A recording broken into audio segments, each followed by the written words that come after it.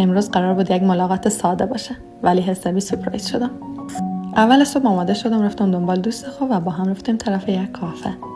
این شیرینی‌های خوشمزه‌ای که اینجا می‌بینین هیچ کدوم برای ما نبود، چون ما هر دو نفر رژیمیم و نمیتونیم بخوریم. یک شیرینی کم شکر انتخاب کردیم به اضافه 2 تا چای ساده کم کالری.